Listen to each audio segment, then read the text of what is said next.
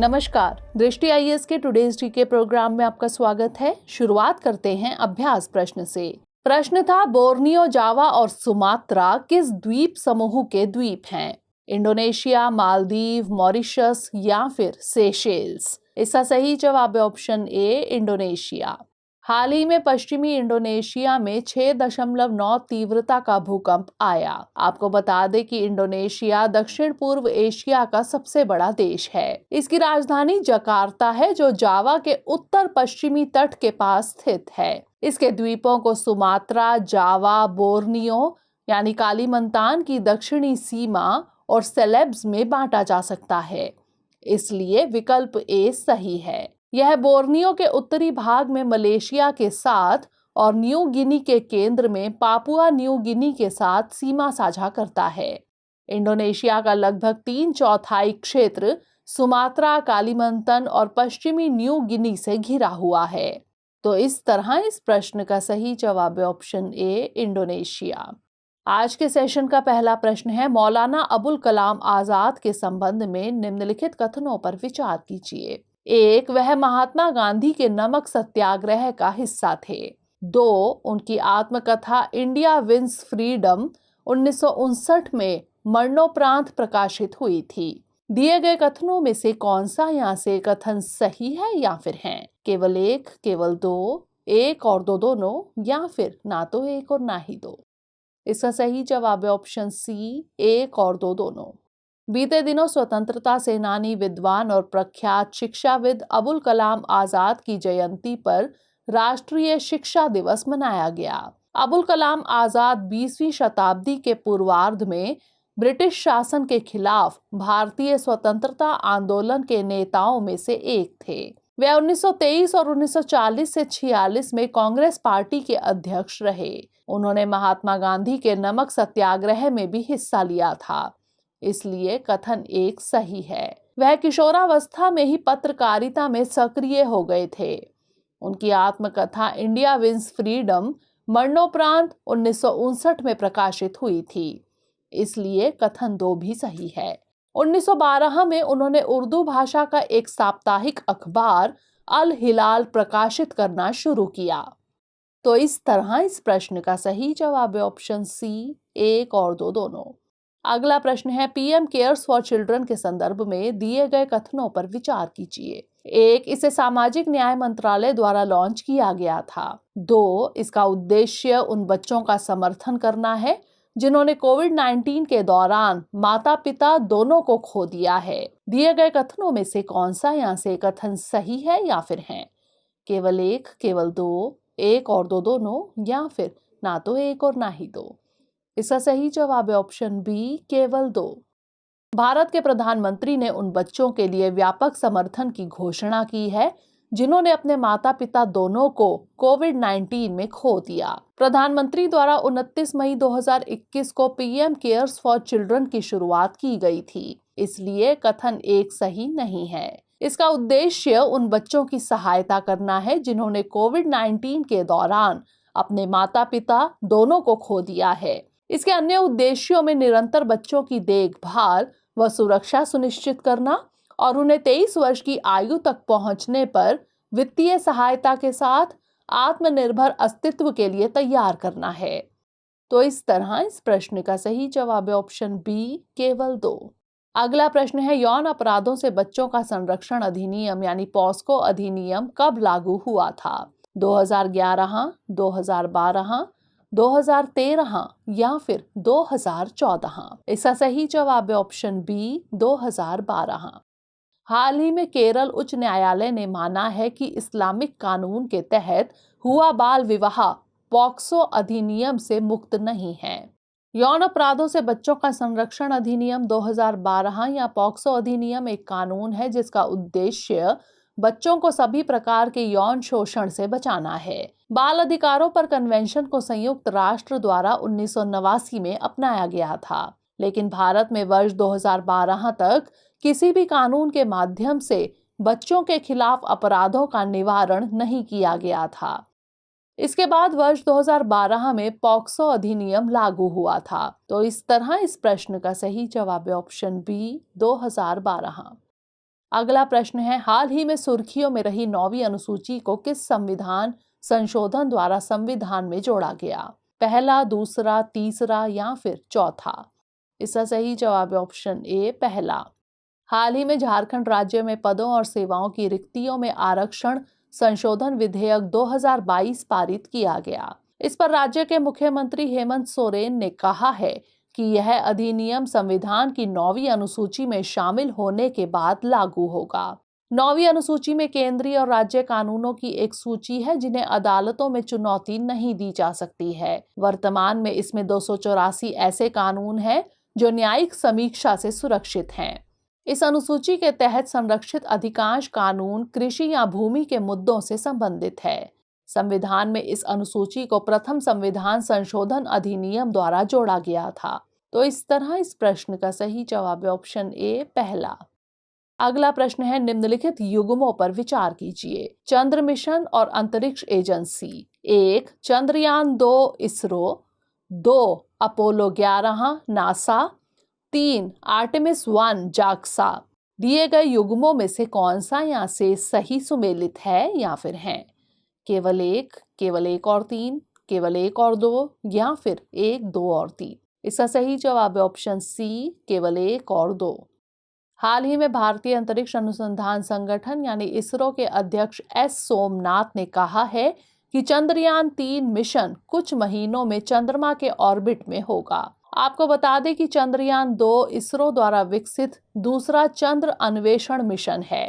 इसमें एक orbiter, Vikram lander और प्रज्ञान चंद्र रोवर शामिल है। अपोलो 11 अमेरिकी अंतरिक्ष एजेंसी नासा का एक मिशन था जिसने सबसे पहले इंसानों को चंद्रमा पर उतारा था। आर्टेमिस 1 नासा का मानव रहित मिशन है जो आर्टेमिस कार्यक्रम के तहत पहली अंतरिक्ष उड़ान है। आपको बता दें कि संयुक्त राज्य अमेरिका के अलावा यूरोपीय अंतरिक्ष एजेंसी, जापान, चीन और भारत ने चंद्रमा का अन्वेषण करने के लिए मिशन भेजे हैं। तो इस तरह इस प्रश्न का सही जवाब है ऑप्शन सी, केवल 1 और 2। अगला प्रश्न है, हाल ही में चर्चित आसियान यानी association of south east association का मुख्यालय कहाँ स्थित है? ढाका, जकार्ता, कुआलालंपुर या फिर बैंकॉक? इसका सही जवाब है ऑप्शन बी, जकार्ता। भारत के रक्षा मंत्री राजनाथ सिंह 22-23 नवंबर को कंबोडिया में आसियान रक्षा मंत्रियों की बैठक में शामिल होंगे। Association of south east association या आसियान की स्थापना आसियान घोषणा यानी बैंकॉक घोषणा पर हस्ताक्षर के साथ 8 अगस्त 1967 को बैंकॉक, थाईलैंड में हुई थी। यह एक अंतर सरकारी संगठन है। इसके दक्षिण पूर्व एशिया में 10 सदस्य देश हैं: Brunei, Cambodia, Indonesia, Laos, Malaysia, Myanmar, Philippines, Singapore, Thailand और वियतनाम। इसका मुख्यालय इंडोनेशिया की राजधानी जकार्ता में है, इसलिए विकल्प बी सही है। आपको बता दें कि हाल ही में आसियान पूर्वी तिमोर को 11वें सदस्य के रूप में स्वीकार करने पर सहमत हो गया। तो इस तरह इस प्रश्न का सही जवाब है ऑप्शन बी, जकार्ता। अगला प्रश्न है, हाल ही में चर्चित G20 ट्रॉइका में वर्तमान में कौन से देश हैं? Italy, Indonesia, Bharat, Italy, Japan, Bharat, रूस, अमेरिका, भारत या फिर जापान, अमेरिका और भारत? इसका सही जवाब है option A, Italy, Indonesia, Bharat. हाल ही में संयुक्त राज्य अमेरिका ने कहा है कि भारत ने बाली में G20 शिखर सम्मेलन में एक महत्वपूर्ण भूमिका निभाई है। G20 समूह एक अंतर सरकारी मंच है जिसमें 19 देश और यूरोपीय संघ शामिल है। यह वैश्विक अर्थव्यवस्था से संबंधित प्रमुख मुद्दों जैसे अंतर्राष्ट्रीय वित्तीय स्थिरता, जलवायु परिवर्तन शमन और सतत विकास को संबोधित करता है। G20 की अध्यक्षता हर साल अपने सदस्यों के बीच घूमती है। जिस देश में अध्यक्षता होती है वह एजेंडा की निरंतरता सुनिश्चित करने के लिए अपने पूर्ववर्ती और उत्तराधिकारी के साथ मिलकर काम करता है। इन्हीं 3 देशों के समूह को ट्रॉइका भी कहा जाता है। वर्तमान में इटली, इंडोनेशिया और भारत ट्रॉइका देश हैं, इसलिए विकल्प ए सही है। गौरतलब है कि G20 का कोई स्थायी सचिवालय नहीं है। तो इस तरह इस प्रश्न का सही जवाब है option A, Italy, Indonesia, Bharat. अगला प्रश्न है, सर्वोच्च न्यायालय ने पहली बार किस मामले में संविधान की मूल संरचना का सिद्धांत प्रतिपादित किया? IR कोएल्हो बनाम तमिलनाडु राज्य, Kesavananda Bharati case, SR Bommai case या फिर मेनका गांधी केस? इसका सही जवाब है option B, Kesavananda Bharati case. 24 April 1973 को केशवानंद भारती मामले में सर्वोच्च न्यायालय यानी SC ने पहली बार संविधान के मूल संरचना को प्रतिपादित किया था। SC ने 7:6 बहुमत से फैसला सुनाया कि संसद के पास भारत के संविधान के किसी भी हिस्से में संशोधन करने की शक्ति है, लेकिन वह इस शक्ति का उपयोग संविधान के आधारभूत ढांचे को बदलने या नष्ट करने के लिए नहीं कर सकती। संविधान की आधारभूत संरचना का तात्पर्य संविधान में निहित उन प्रावधानों से है जो संविधान और भारतीय राजनीतिक एवं लोकतांत्रिक आदर्शों को प्रस्तुत करता है। संविधान की सर्वोच्चता, संविधान की धर्मनिरपेक्षता, व्यक्ति की स्वतंत्रता और गरिमा जैसे तत्व संविधान की आधारभूत संरचना का भाग हैं। तो इस तरह इस प्रश्न का सही जवाब है option B, Kesavananda Bharati case. अगला प्रश्न है, म्यांमार किस देश के साथ सीमा साझा करता है? 1 चीन, 2 लाओस, 3 भारत, 4 बांग्लादेश। दिए गए कूट का प्रयोग कर सही उत्तर चुनिए। केवल 1, 2 और 4, केवल 1, 2 और 3, केवल 1, 3 और 4 या फिर 1, 2, 3 और 4? इसका सही जवाब है ऑप्शन डी, 1, 2, 3 और 4। हाल ही में संयुक्त राष्ट्र प्रमुख एंटोनियो गुटेरेस ने म्यांमार के जुंटा से लोकतंत्र को फिर से शुरू करने का आग्रह किया। म्यांमार के सैन्य शासन ने पिछले साल के तख्तापलट के बाद अपने आपातकालीन शासन को 2023 तक बढ़ा दिया है। म्यांमार एक दक्षिण पूर्व एशियाई देश है। इसकी सीमा उत्तर और उत्तर पूर्व में चीन, पूर्व में लाओस, दक्षिण पूर्व में थाईलैंड, दक्षिण और दक्षिण पश्चिम में अंडमान सागर और बंगाल की खाड़ी, तो वहीं पश्चिम में बांग्लादेश और उत्तर पश्चिम में भारत से लगती है। तो इस तरह इस प्रश्न का सही जवाब है ऑप्शन डी, 1, 2, 3 और 4। अंतिम प्रश्न है, निम्नलिखित में से कौन सा युग्म सुमेलित नहीं है? कॉप और स्थान। COP24 Poland, COP25 Madrid, COP26 Glasgow, COP27 Paris. इसका सही जवाब है ऑप्शन डी, COP27 पेरिस। हाल ही में COP27 शिखर सम्मेलन में एक ऐतिहासिक सहमति बनी है जिसमें अमीर देश गरीब देशों को जलवायु परिवर्तन से होने वाले नुकसान और आर्थिक नुकसान के लिए भुगतान करेंगे। पार्टियों का सम्मेलन यानी COP UNFCCC यानी संयुक्त राष्ट्र जलवायु परिवर्तन फ्रेमवर्क कन्वेंशन का सर्वोच्च निर्णय लेने वाला निकाय है। UNFCCC का गठन 1994 में ग्रीन हाउस गैस उत्सर्जन को स्थिर करने और पृथ्वी को जलवायु परिवर्तन के खतरे से बचाने के लिए किया गया था। COP के सदस्य वर्ष 1995 से हर साल बैठक कर रहे हैं।